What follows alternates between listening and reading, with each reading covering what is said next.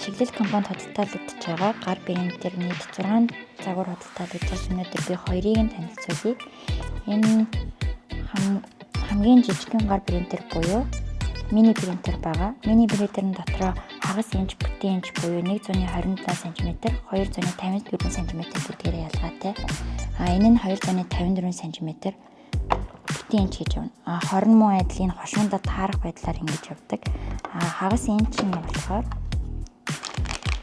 ийм жижигхэн болоод ирдэг. Энэ нь яах вэ гэхээр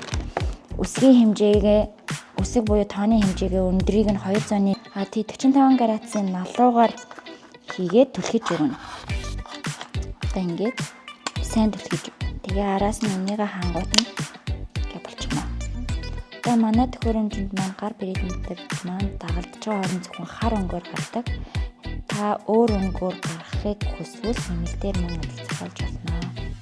Төхөөрөмж маань болохоор өөрөө хоёр төрлийн хортой.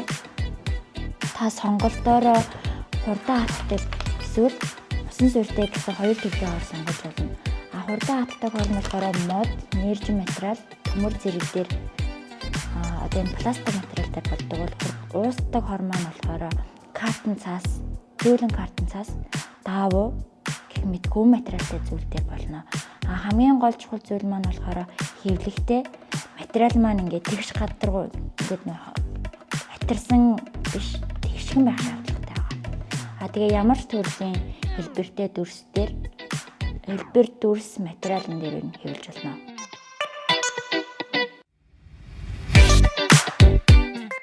За одоо энэчнээсээ сеттинг төс рүү ороод хэрвээ монгол хэл ашиглах бол энэчнээсээ монгол хэлээ сонгоно, хятад хэлээ, солонгос хэлээ сонгож болно.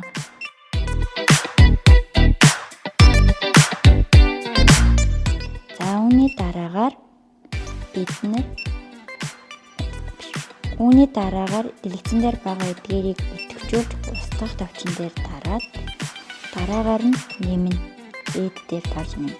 Үүний дараагаар текст бичиж оруулна. За үүний дараагаар огноо бичиж болно.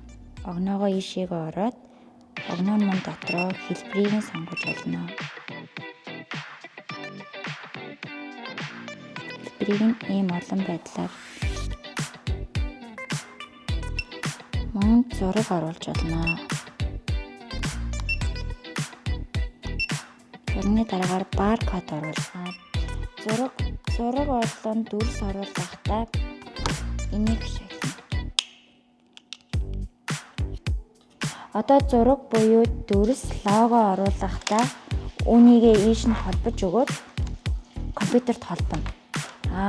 Компьютерт холбосныхаа дараагаар энэ USB-г дараад идэвхжин гэсэн компьютерт маань нөгөө CD навчилна. Тэрний дараагаар компьютероос зураг болон логогоо оруулж болно. Тэгээд зураг болон логогоо энэ дээрээс яаж харах вэ гэвэл энэ files руу ороод энэ USB руу оронгууд нөгөө компьютероос татагдсан дүрс маань гараад ирнэ. За тэгээд баркодоо бас оруулж өгнө. Баркод оруулахдаа энэ дээрээ текстийг бичиж өгөөд жинээс нь ингээд баркодны сонгож гарч ирнэ. Гаргасан зүйлээ засварлах хэрэгтэй бол энэ edit буюу засварлах гэдэг дээр тавчин дээр тарж өгнө. Одоо ингээд дэлгэцэн дээр энэ хоёр үүслээ. Үүний араас дахиад баркод оруулъя гэвэл дахиад edit дээр нэмэх тавчин дээр дарж өгөөд жинээс баркодсоо оруулж өгнө. Үүнээс нь QR код ингээд QR маань гараад энийгээ жижигсгээд энэ хоёрынхаа ард тавьж байгаа. Энэ нь текстээр бичнэ. Энэ нь онсаар жинээс зураг орж ирнэ. Дараагаар нь баркод. Энэ мөн адил баркод.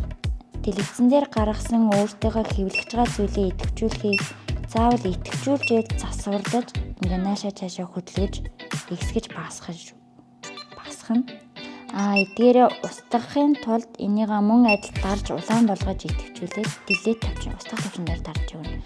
Засварлагыг үсэх юм бол мөн адил улаан болж идэвхжүүлж байгаа засварлах edit буюу засварлах тавчин дээр дараад энийг засварлана гэсэн үг. Он сараа хойшлуулж урьдчилъя. Одоо 25 он болгоё гэх юм бол энд Монгол лир сонгосны дараагаар энэхүү delay гэдэг товч маань хойшлуулах болж ирнэ. Үүний дараагаар оноо хойшлуулах уу, сараа хойшлуулах уу, өдрөө хойшлуулах уу, цагаа хойшлуулах уу гэдэг сонголт маань гарч ирээд Жинээс одоо бид нэр сараа хойшлуулна гэх юм бол сараа сонгоно.